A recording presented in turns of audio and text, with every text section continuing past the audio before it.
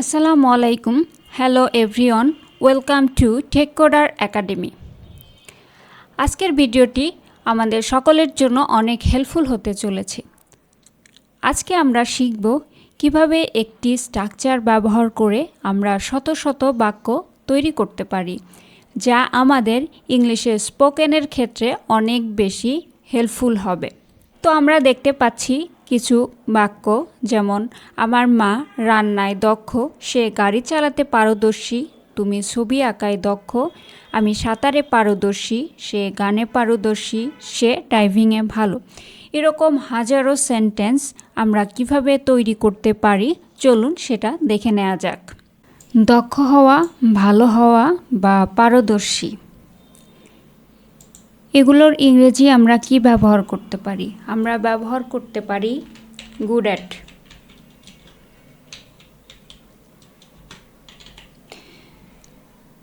Good at মানে দক্ষ হওয়া, ভালো হওয়া বা পারদর্শী হওয়া। চলুন আগে আমরা একটা এক্সাম্পল দেখে আসি। সে গাড়ি চালাতে পারদর্শী বা আমরা বলতে পারি সে গাড়ি চালাতে দক্ষ। এর ইংরেজি কি হবে? এর ইংরেজি হবে he is good at driving car. সে গাড়ি চালাতে পারদর্শী বা দক্ষ, এর ইংরেজি হবে he is good at driving a car. তা আরও কিছু উদাহরণ আমরা দেখে আসি। আমার মা রান্নায় দক্ষ। এর ইংরেজি কি হবে? My mother is good at cooking. আমার মা রান্নায় দক্ষ, এর ইংরেজি হবে my mother is good at cooking. এই দুইটা সেন্টেন্সে আমরা একটা কমন জিনিস খেয়াল করি, সেটা হচ্ছে গুড অ্যাট। তাহলে চলুন এখন স্ট্রাকচারটি জেনে নেওয়া যাক। প্রথমে আমরা ব্যবহার করব subject plus helping verb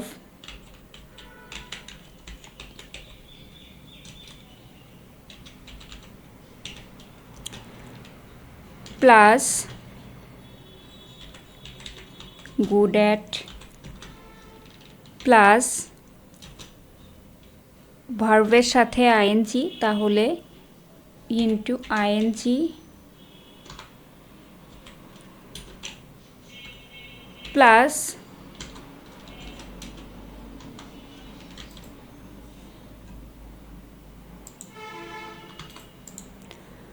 object.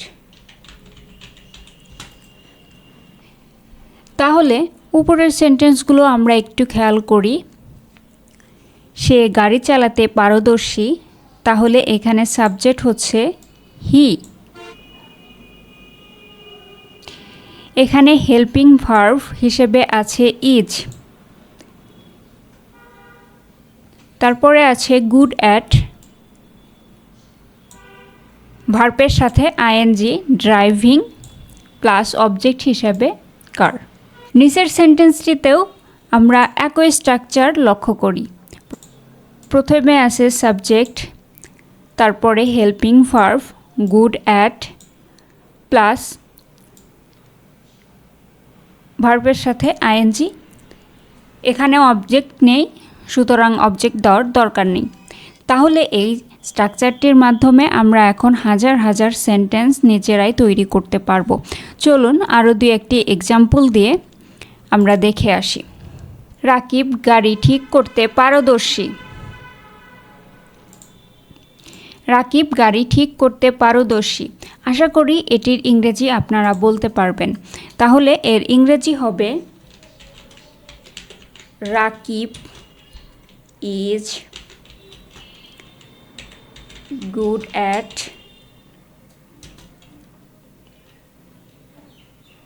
Fixing.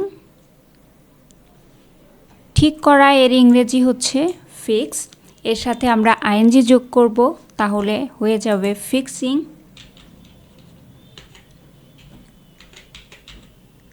Plus এখানে অবজেক্ট আছে কার, গাড়ি অথবা কার্স। তাহলে রাকিব গাড়ি ঠিক করতে পারদর্শী এর ইংরেজি হবে Rakib is good at fixing cars. আরও কিছু এক্সাম্পল আমরা দিয়ে জিনিসটা আরও ক্লিয়ার করব। তুমি ছবি আঁকায় দক্ষ এর ইংরেজি আমরা কি লিখতে পারি? এর ইংরেজিতে আমরা লিখতে পারি, তুমির ইংরেজি হচ্ছে ইউ,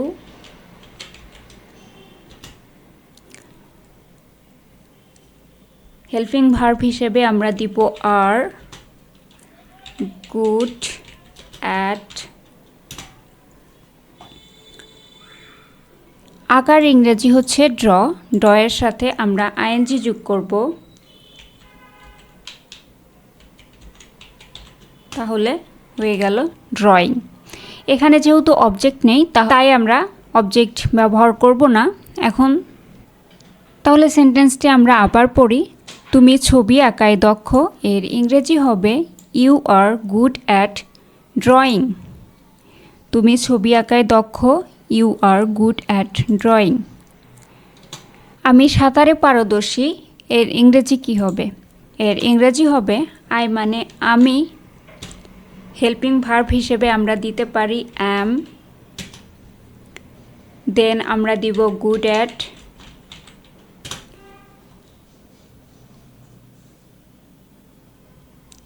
সাঁতার কাটার ইংরেজি হচ্ছে সুইম, দেন আমরা এর সাথে আইএনজি যোগ করব।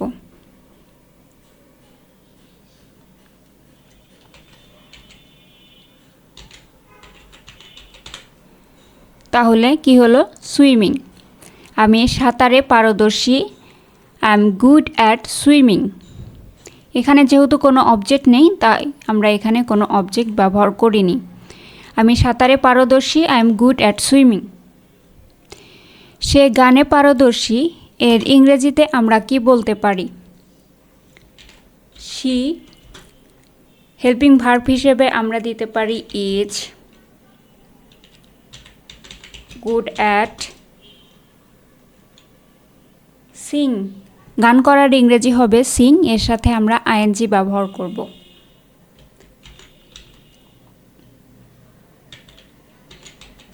তাহলে কি হলো? সিঙ্গিং। সে গানে পারদর্শী, she is good at singing. এভাবে আমরা আরও কিছু বাক্য ব্যবহার করতে পারি। আমি ক্রিকেট খেলায় দক্ষ এর ইংরেজি হবে আই মানে আমি, দেন হেল্পিং ভার্ব হিসেবে আমরা অ্যাম ইউজ করব, গুড অ্যাট।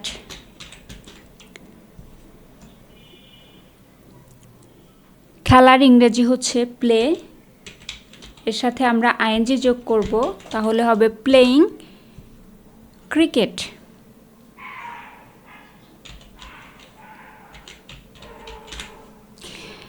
তাহলে আমি ক্রিকেট খেলায় দক্ষ এর ইংরেজি হবে I am good at playing cricket. আমি ক্রিকেট খেলায় দক্ষ এর ইংরেজি হবে I am good at playing cricket.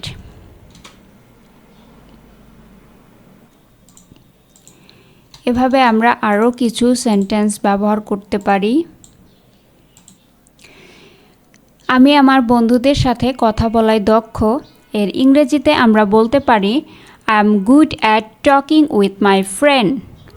আমি আমার বন্ধুর সাথে কথা বলায় দক্ষ এর ইংরেজিতে আমি বলতে পারি I am good at talking with my friend. এছাড়াও আমরা আরও বলতে পারি আমি ভিডিও তৈরি করায় দক্ষ I am good at making video. আমি চলচ্চিত্র দেখায় দক্ষ I am good at watching movie. দক্ষ না, ভালো না বা পারদর্শী না, তাহলে এটার ক্ষেত্রে আমরা কি ব্যবহার করব? এটার ক্ষেত্রে আমরা জাস্ট গুড অ্যাটের আগে নট ব্যবহার করব, নট গুড অ্যাট। তাহলে কিছু এক্সাম্পল দেওয়া যাক। তাহলে সে গাড়ি চালাতে পারদর্শী না এর ইংরেজিতে আমরা বলতে পারি he is not good at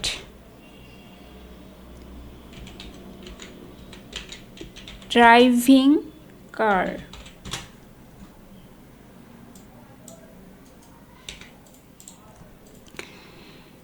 তাহলে সে গাড়ি চালাতে পারদর্শী না, এর ইংরেজিতে আমরা বলতে পারি he is not good at driving car.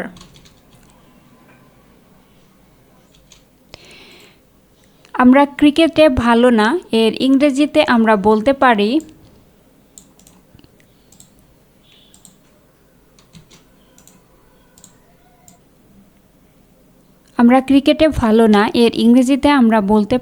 We are not good at cricket.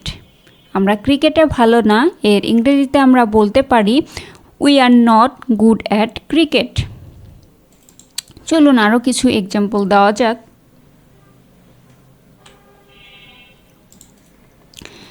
তাহলে আমি একটি পত্র লেখায় দক্ষ না, এর ইংরেজিতে আমরা বলতে পারি I am not good at writing a letter.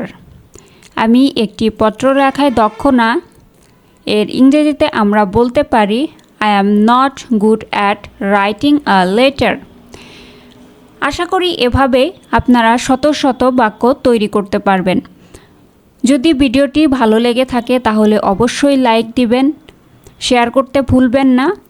আপনারা কি কি নতুন নতুন বাক্য তৈরি করেছেন সেগুলো কমেন্ট বক্সে লিখে জানাবেন। ধন্যবাদ।